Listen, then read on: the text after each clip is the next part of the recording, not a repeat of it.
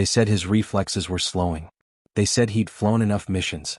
They said, at 24 years old and with over a year of brutal combat under his belt, that maybe it was time to let the younger pilots take over. But Captain Robert Samuel Johnson from Lawton, Oklahoma, had other ideas. This is the story of a man who defied expectations, survived the impossible, and became one of America's greatest fighter aces, shooting down 27 enemy aircraft in just 11 months of relentless aerial combat over Nazi-occupied Europe. A man who was told to go home, to rest, to let others carry the fight. And instead, he volunteered for 50 more hours of combat. And then 50 more after that. This is the story of the pilot who refused to quit. Chapter 1. The Boy Who Dreamed of Wings. February 21, 1920. Lawton, Oklahoma. A small town in the dust-swept plains of the American Southwest. Robert Samuel Johnson came into this world with no idea that he would one day become a legend in the skies over Europe. But the seed was planted early. It was 1928. 8-year-old Bobby Johnson sat perched on his father's broad shoulders at Post Field, just outside Lawton. The air smelled of oil and gasoline. The ground trembled as engines roared to life. And then they appeared, 3 fabric-covered biplanes, banking and weaving through the Oklahoma sky in perfect formation, executing barrel rolls and loops below 5,000 feet. In that single moment, young Bobby Johnson's dream changed forever. No longer did he want to be a cowboy or a railroad engineer. He wanted to fly. He wanted to be an Army aviator. Right then and there, Johnson would later recall, I decided I wanted to be an Army pilot. At 13 he started taking flying lessons. At 15 he soloed for the first time, taking the controls of a small biplane and feeling the earth fall away beneath him. The day before his 16th birthday, he earned his pilot's license, a piece of paper he would carry with him for the rest of his life. He was driven, determined. Working in a cabinet maker's shop after school, he earned $4 a week. 3 of those dollars went to flying lessons. Every spare moment, every spare penny went toward the sky. By the time he enrolled at Cameron Junior College, studying aeronautical engineering, Johnson was already a skilled pilot. He boxed. He played football. He was tough both physically and mentally. But his heart belonged to the clouds. And then the world went to war. Chapter 2. Into the Crucible. Adolf Hitler's army swept across Europe like a black tide. France fell. Britain stood alone. Young men across America knew their time was coming.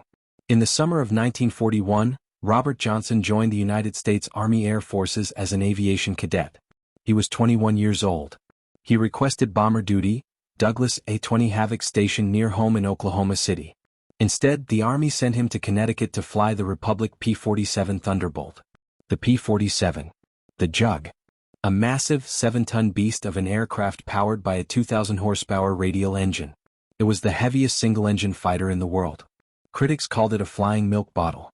But those who flew it, those who survived in it, called it something else. They called it indestructible. Johnson trained through the winter of 1941, flying open cockpit Stearmans in 5-degree below zero weather in Missouri. Then on to Randolph Field. Then Kelly Field in Texas for final training. By the time he earned his wings in July 1942, Johnson had logged hundreds of hours in the cockpit.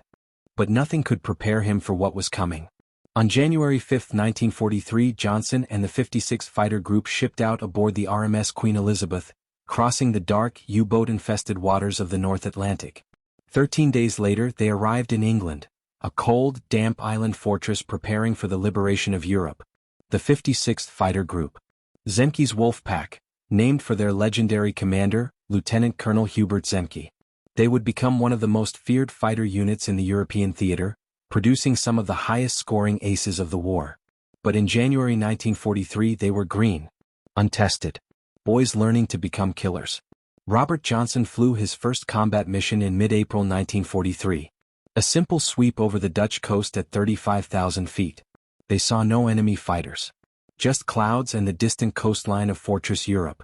It didn't last more than an hour and a half, Johnson remembered. We didn't even see any fighters. But that would change. Very soon. Chapter 3. Baptism by Fire. On his second mission, escorting American B-17 Flying Fortresses deep into German-occupied France, Johnson got his first look at the enemy. 8 German fighters dove out of the sun, Focke-Wulf FW-190s, sleek and deadly. Johnson, still green, still naive, lined up on the lead plane and pressed the trigger. He missed. By a mile. But his gun jammed. The trigger wouldn't release. His .850 caliber machine guns kept firing, a storm of lead tearing through the air. And as Johnson wrestled with the controls, 2 German fighters flew directly through his stream of fire.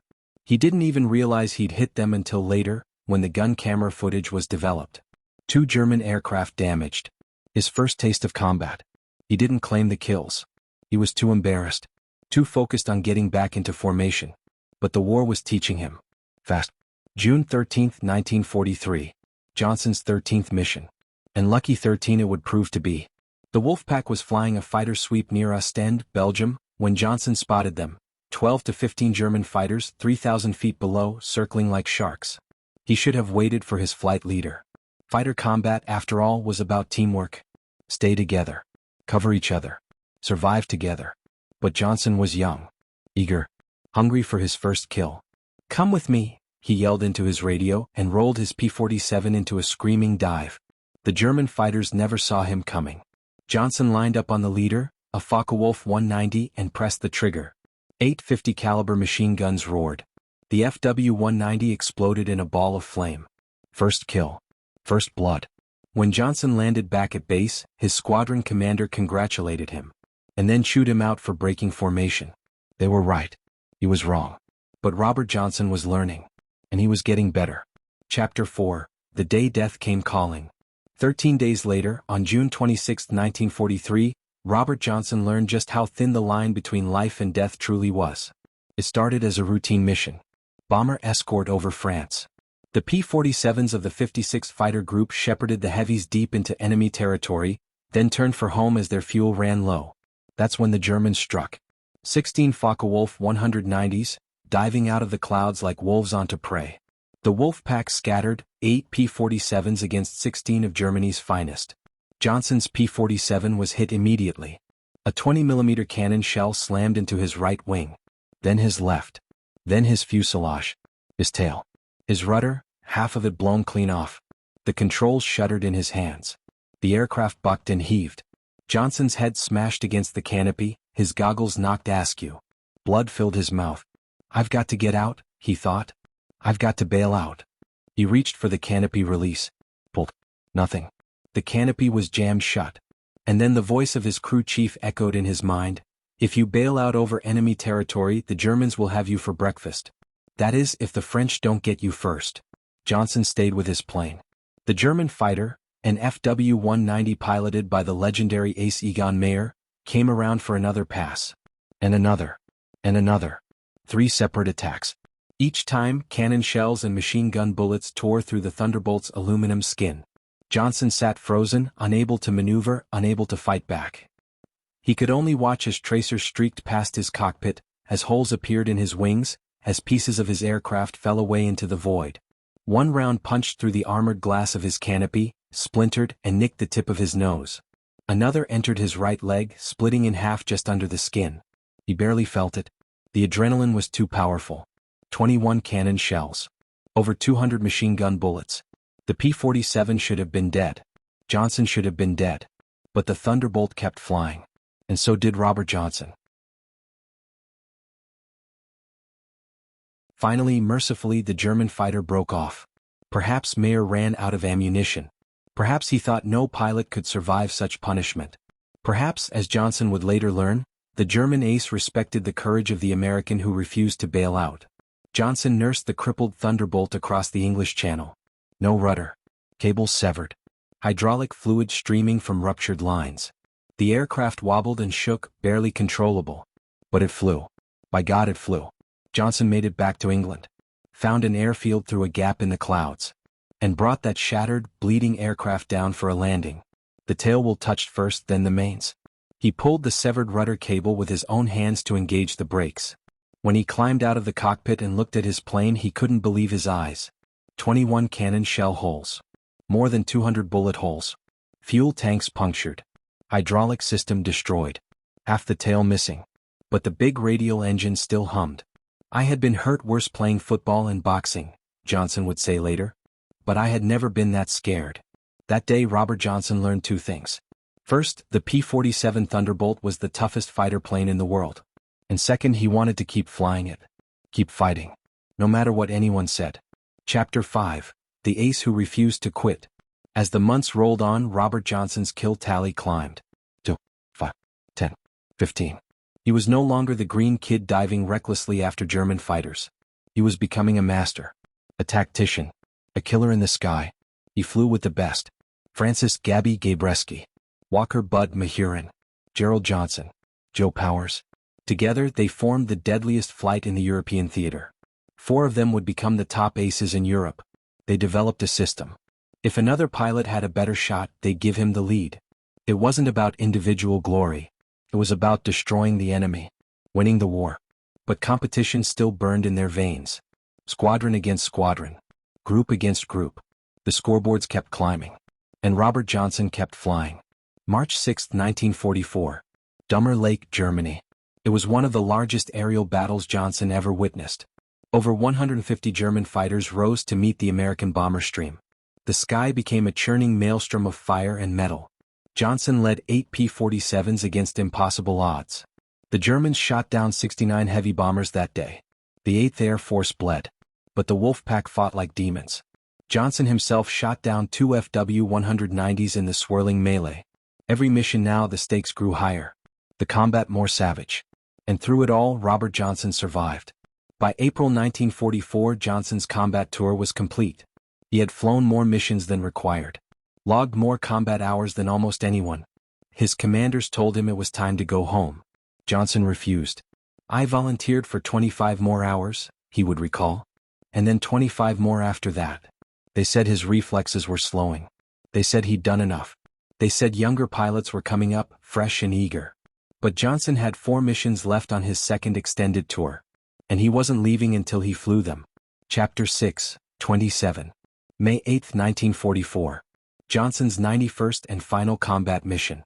The target, Germany. Deep into the heart of the Third Reich. Johnson and his wingman, Lieutenant Harold Hartney from Great Neck, Long Island, flew top cover for the bomber stream. The sky was relatively quiet. Then Johnson saw it, smoke trailing from a bomber spinning down in flames. And at the end of the smoke trail, a German fighter, diving in for another kill. Johnson rolled inverted, pushing the nose down and dove after the enemy aircraft. 2 P-47s were already chasing it, but Johnson had the angle. He fired. Nothing. The German tried to outrun him. Johnson stayed on his tail, shells slamming into the FW-190's wings. And then one wing tore off. The German fighter tumbled out of the sky. Kill number 26. But Johnson wasn't done. His wingman Hartney called out in panic. "I need help. I've got 3 FW-190s and an Me-109 on my tail. Climb and turn." Johnson barked. "I'm coming." He dove into the swarm of German fighters head-on and scattered them with sheer aggression. But one stayed on Hartney's tail. Johnson lined him up, fired, and hit the engine. Black smoke poured from the German fighter. It rolled over and plummeted, spiraling into the clouds below. Kill number 27. When Johnson landed back at base, his squadron mates carried him from the cockpit on their shoulders. Gabby Gabreski, grinning, slapped him on the back. Bud Mahurin poured champagne. The whole squadron celebrated. Robert Samuel Johnson had just broken Captain Eddie Rickenbacker's World War I record of 26 aerial victories. He was the first American pilot in the European theater to do so. He had tied Major Richard Bong, America's ace of aces from the Pacific Theater. And he had done it all in 11 months. 91 missions. 5 different P-47 Thunderbolts. Shot up 3 times. Jumped by enemy fighters 27 times. But he had survived. And he had won. Epilogue. The man who lived. They wouldn't let him fly combat again. On June 6, 1944, D-Day, Robert Johnson sat in a rest home in England, watching the greatest invasion in history unfold without him. He tried everything to get back into the cockpit. Pleaded. Argued. Demanded. The answer was always the same. No. Go home and get fat. They wanted to preserve him. Protect him. He had broken Rickenbacker's record, and they didn't want to take that away from him.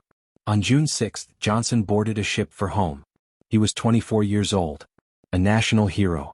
The leading American fighter ace in Europe. And he was alive.